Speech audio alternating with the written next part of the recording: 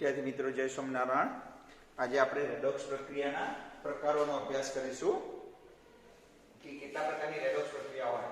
તો રેડોક્સ પ્રક્રિયા આપણે જોઈએ કે રેડોક્સ પ્રક્રિયા કોને કહેવાય છે? પ્રક્રિયામાં એક તત્વનું ઓક્સિડેશન થાય, બીજા તત્વનું રિડક્શન થાય અને રેડોક્સ પ્રક્રિયા કહેવાય.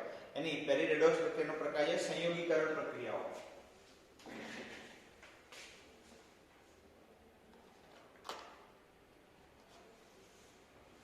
પહેલો પ્રકાર છે સંયોગીકરણ પ્રક્રિયાઓ. આ કેવી પ્રક્રિયાને સંયોગીકરણ પ્રક્રિયા કહેવાય? તો માની લઈએ કે આપણે A અને B બે ભેગા થઈ ઘટકોને C બનાવે છે, જેમાં કન્ડિશન કીધું તમને કે આ પ્રક્રિયાને સંયોગીકરણ, આ જે પ્રક્રિયા છે એને સંયોગીકરણ પ્રક્રિયા ક્યારે કહેવાય? A અને B બંને અથવા બેમાંથી કોઈ એક તત્વ સ્વરૂપમાં હોવું જોઈએ.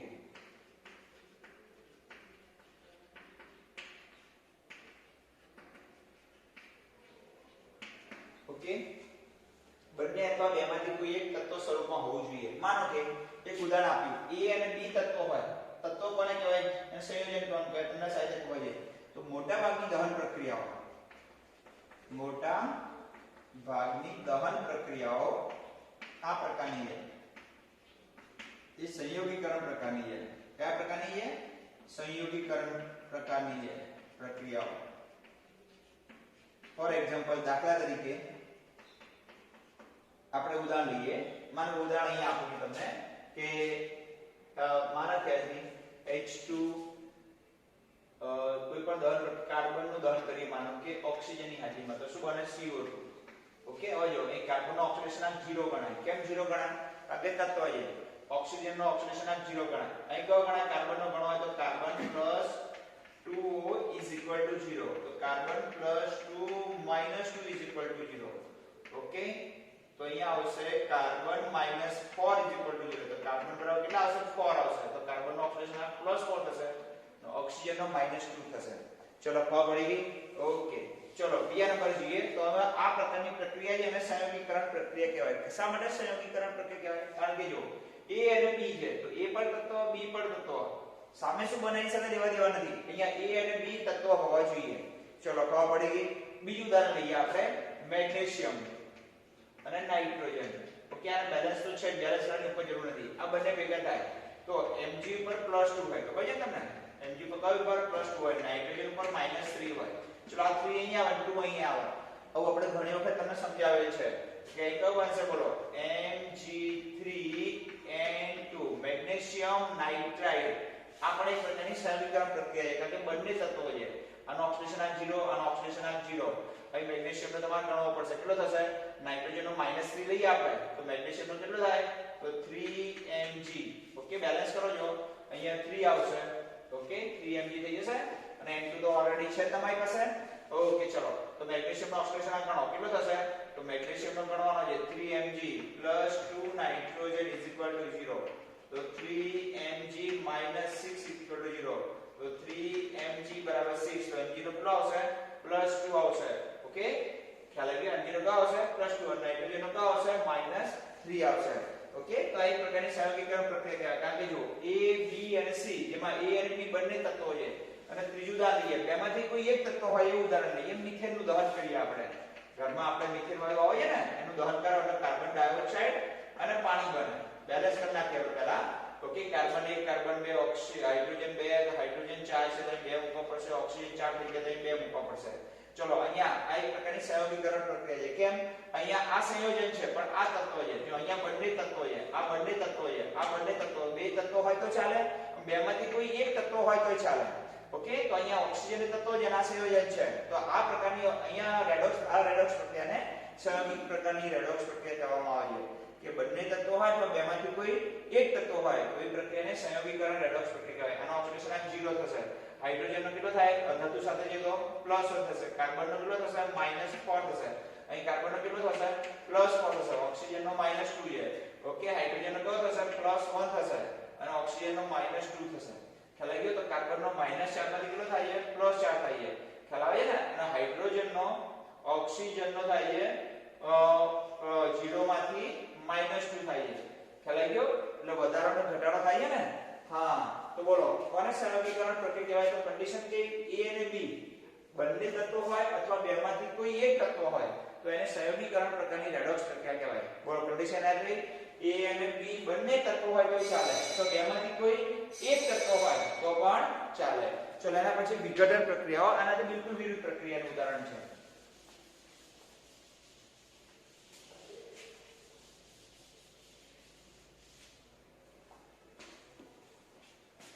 હવે બીજા નંબરની પ્રક્રિયાઓ છે વિઘટન પ્રક્રિયાઓ. વિઘટન પ્રક્રિયા કોને કહેવાય એનું ઉદાહરણ લઈએ. બિલકુલ સંયોગીકરણથી વિરુદ્ધ પ્રક્રિયા છે. સંયોગીકરણથી કેવી પ્રક્રિયા છે? વિરુદ્ધ છે. તેમાં એક સંયોજનનું વિઘટન થઈ. ઓકે, તો જો આ એક છે ને સંયોગીકરણથી વિરુદ્ધ પ્રક્રિયા છે. સંયોગીકરણથી આ વિરુદ્ધ પ્રક્રિયા છે આખી.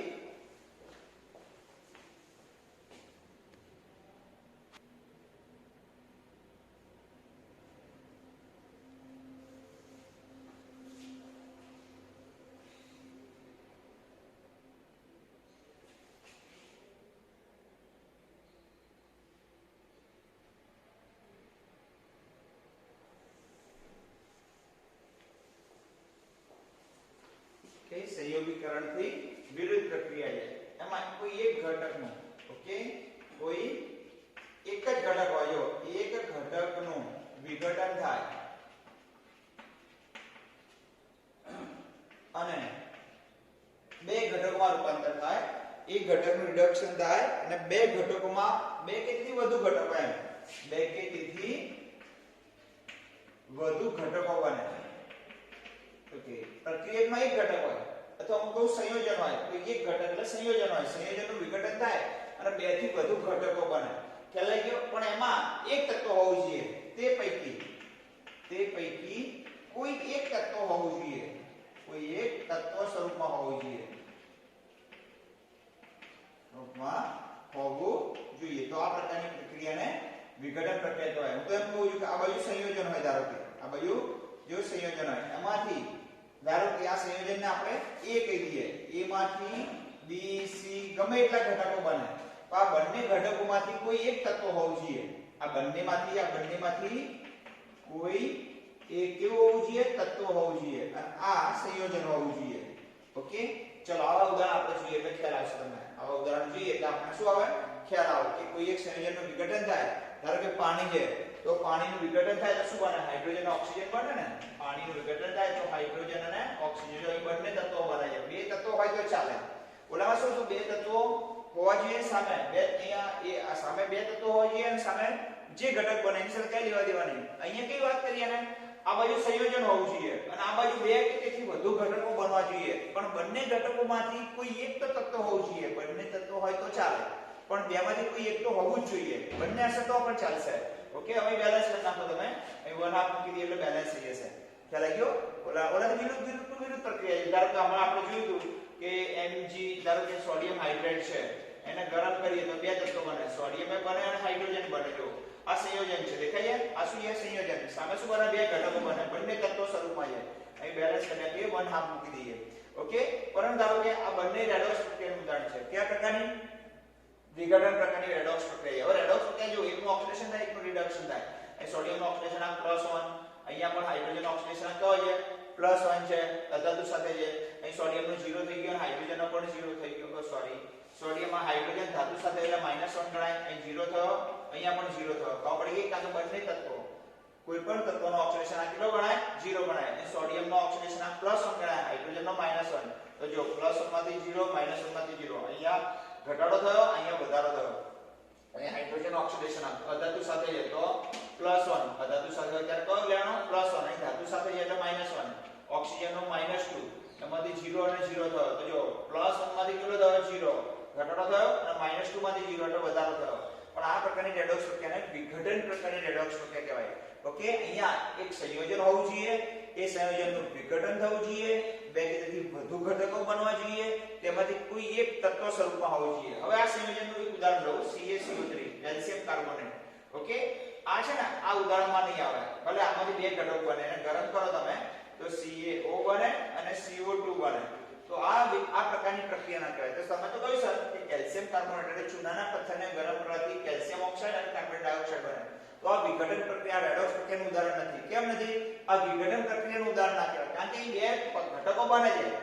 એક ઘટકને ગરમ કરતા એનું વિઘટન થઈ બે કે તેથી વધુ ઘટકો બને છે, પણ બેમાંથી કોઈ એક તત્વ સ્વરૂપમાં હોવું જોઈએ, પણ એ બંને સંયોજન છે એટલે આ પ્રકારની પ્રક્રિયા કહેવાય નહીં. ઓકે, અહીં ઓક્સિડેશન આ જુઓ, અહીંયા બોર્ડમાં દરેકના ઉદાહરણ પૂછાય છે +1 +2, અહીંયા -2 -2, કોઈના ઓક્સિડેશનમાં ફેરફાર થતો નથી. જો તમે કોઈનો ઓક્સિડેશનમાં ફેરફાર થતો નથી, કોઈનું ઓક્સિડેશન રિડક્શન થતું નથી, માટે આને રેડોક્સ પ્રક્રિયા કહેવાય નહીં. ખ્યાલ આવી ગયો ને આ વસ્તુ?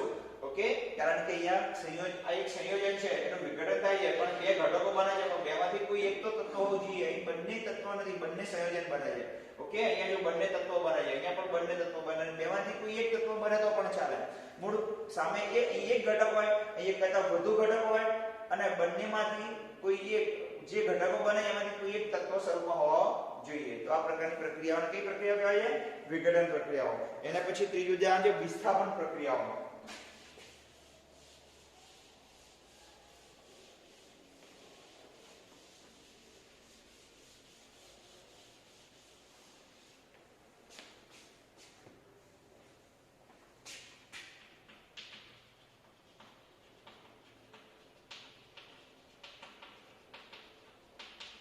વિસ્થાપન પ્રક્રિયાઓમાં પાછા બે પ્રકાર પડે છે, ધાતુનું વિસ્થાપન અને બીજું અધાતુનું વિસ્થાપન.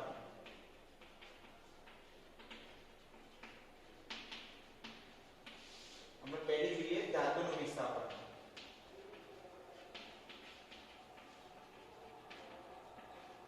ધાતુનું વિસ્થાપન કોને કહેવાય?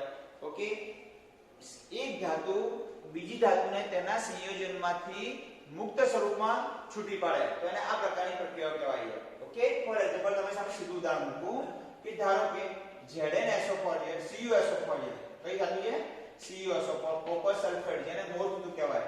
ઓકે, એની પ્રક્રિયા ઝીંક ધાતુ સાથે કરવામાં આવે. તો જો આ કોપર સલ્ફેટ છે, વાદળી રંગનો પદાર્થ હોય છે. કેવા રંગનો હોય છે? વાદળી રંગનો પદાર્થ હોય છે. મને આપણે મોર ધાતુ કહીએ કે મને બતાવજો લેબમાં હોય તો.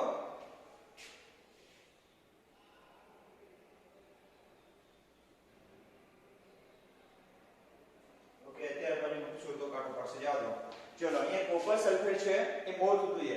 એમાં જો આ ધાતુ છે પણ એ સંયોજન સ્વરૂપમાં છે. તો એક ધાતુ બીજી ધાતુને તેના સંયોજિત સ્વરૂપમાંથી મુક્ત કરે. ઓકે, જો ધ્યાન આપજો, એક ધાતુ બીજી ધાતુને તેના સંયોજનમાંથી શું કરે? મુક્ત કરે. તો આ પ્રકારની પ્રક્રિયાને ધાતુનું વિસ્થાપન કહેવામાં આવે છે. આ વધુ સક્રિય ધાતુ છે, આ ઓછી સક્રિય ધાતુ છે. તો એનું સ્થાન વધુ સક્રિય ધાતુ એનું સ્થાન કોની જગ્યાએ લઈ લેશે? ઓછી સક્રિય ધાતુને. ઓછી સક્રિય ધાતુને તેના સંયોજનમાંથી મુક્ત કરશે. તો એક ધાતુ બીજી ધાતુને તેના સંયોજિત સ્વરૂપમાંથી મુક્ત કરે તો આ પ્રકારની પ્રક્રિયાને ધાતુના વિસ્થાપન કહેવાય. તો ઝીંક પણ જગ્યાએ જશે, કોપરની જગ્યાએ. તો અહીં બની જશે ZnSO4, ઝીંક સલ્ફેટ અને કોપર ધાતુ મુક્ત થશે. હવે અહીં જુઓ તમે કે કોપરનો ઓક્સિડેશન આ કયો થશે? અહીંયા +2 થાય છે, કારણ કે SO4 નો -2 છે. ખબર છે ને? SO4 નો કયો આવતો તો? -2. માટે CuSO4 છે એમાં કોપર પ્લસ SO4 બંનેનો થઈને કેટલો થાય? 0 થાય. કોપર SO4 નો -2 છે તો કોપરનો કયો આવે? +2 થાય. ઓકે, અને ઝીંકનો કેટલો ગણાય? 0 ગણાય. અહીં ઝીંકનો કયો થઈ જશે? +2 અને કોપરનો 0 થઈ જશે. તો કોપરનો +2 માંથી 0 થયો. જો શું થયો? ઘટાડો થયો. અને ઘટાડો થયો એટલે રિડક્શન થયું કહેવાય. શું થયું કહેવાય? રિડક્શન. અને 0 માંથી +2 અહીં વધારો થયો ઓક્સિડેશનમાં. અહીં વધારો થયો ને ઓક્સિડેશનમાં. વધારો થયો એટલે ઓક્સિડેશન થયું કહેવાય. ચલો ખબર પડી ગઈ. અહીંયા રિડક્શન થયું, ઉપર ઓક્સિડેશન થયું. તો એક ધાતુ બીજી ધાતુને તેના સંયોજન સ્વરૂપમાંથી મુક્ત કરે તો આ પ્રકારની પ્રક્રિયાઓને ધાતુના વિસ્થાપન પ્રકારની પ્રક્રિયાઓ કહેવામાં આવે છે. ખ્યાલ આવી ગયો?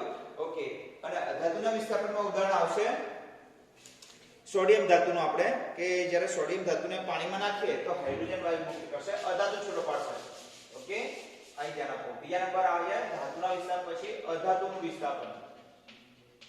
અધાતુનું વિસ્થાપન જ્યારે કોઈ પણ આલ્કલી ધાતુને, ઓકે, કે આલ્કલાઇન અર્ધ ધાતુ હોય એને જ્યારે પાણીમાં નાખવામાં આવે તો એમાંથી હાઇડ્રોજન જે અધાતુ સ્વરૂપમાં છે એ મુક્ત કરે છે.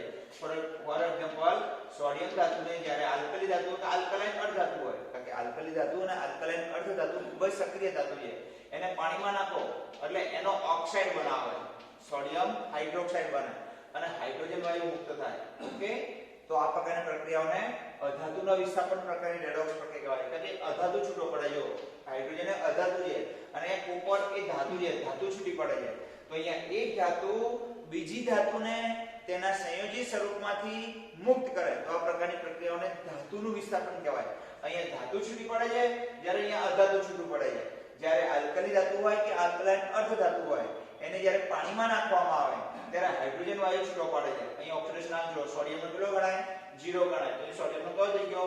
+1 થઈ ગયો. અહીંયા હાઇડ્રોજનનો કયો ગણાય?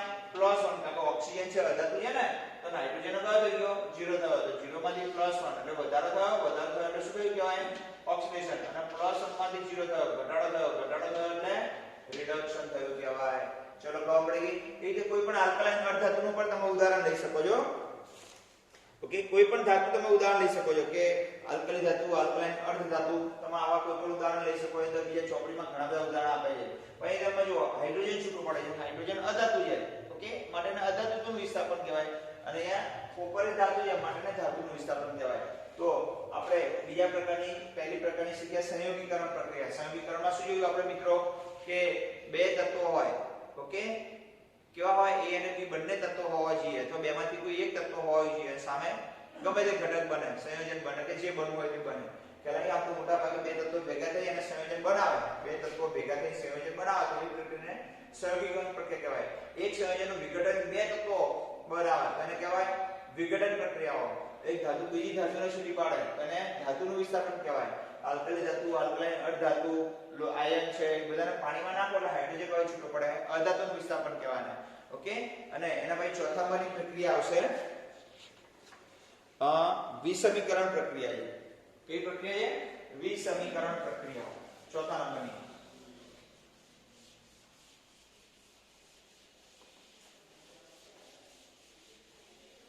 વિસમીકરણ રેડોક્સ. આ બોર્ડમાં પૂછાય તમને, જુદા જુદા ઉદાહરણ પૂછાય તમને આવા કે કયા પ્રકારની પ્રક્રિયા છે. નંબર 4 છે વિસમીકરણ રેડોક્સ પ્રક્રિયા.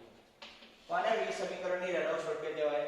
ઓકે, એક જ સંયોજનમાં રહેલા એક જ તત્વનું ઓક્સિડેશન પણ થાય અને રિડક્શન પણ થાય, તેને વિસમીકરણ પ્રક્રિયા કહેવાય. જ્યારે કે હાઇડ્રોજન પેરોક્સાઇડ છે H2O2 એનું વિઘટન થાય એટલે પાણી બને, H2O બને અને ઓક્સિજન વાયુ છૂટો પડી જાય. ઓકે, તમને માનો કે આ બોટલ છે, બોટલમાં તમે હાઇડ્રોજન પેરોક્સાઇડ ભરીને રાખ્યો છે. શું રાખ્યો છે? Hydrogen peroxide. જો બોટલ ખુલ્લી રાખો તો સવાર સુધીમાં હાઇડ્રોજન પેરોક્સાઇડ ના હોય, બધો ઓક્સિજન એમાંથી નીકળી ગયો હોય અને ખાલી પાણી વધ્યું હોય. ખ્યાલ આવી ગયો? અને આ વિઘટન થાય, ઓટોમેટિક વિઘટન થાય. આ વિઘટન અટકાવવા માટે તેમાં H3PO ઉપર ઉમેરવામાં આવે છે, જેથી કરીને કંપનીઓ તમને હાઇડ્રોજન પેરોક્સાઇડ આપે તો તમારા સુધી એમને મળી રહે તમને એટલા માટે. ઓકે, હવે અહીંયા જો હાઇડ્રોજન પેરોક્સાઇડ છે તો પેરોક્સાઇડ હોય ત્યારે ઓક્સિજન ઓક્સિડેશન કેટલો ગણાય? -1 ગણાય, કારણ કે HO અને H ખબર પડી ગઈ કે આ બંનેનો -1 ગણાય. અને હાઇડ્રોજન છે ને એ કોની સાથે છે? ઓક્સિજન સાથે છે. ઓક્સિજન વાયુ છે અને કોઈ પણ વાયુ એ અધાતુ કહેવાય અને અધાતુ હોય ત્યારે કયો ગણાય? બંનેનો +1 ગણાય. ચલો ખબર પડી ગઈ? તો હાઇડ્રોજનનો +1 ગણાય. અહીંયા ચલો, અહીંયા હાઇડ્રોજન ઓક્સિજનનો -2 થઈ ગયો, અહીંયા ઓક્સિજનનો 0 થઈ ગયો, કારણ કે તત્વ સ્વરૂપમાં છે. જો કેટલા ઓક્સિડેશન ઓક્સિજન જોવા મળે? ઓક્સિજનનો -1 પણ જોવા મળે, ઓક્સિજનનો -2 પણ જોવા મળે અને ઓક્સિજનનો 0 જોવા મળે. 0 શા માટે? કારણ કે ઓક્સિજન અહીંયા તત્વ સ્વરૂપમાં છે એટલે 0.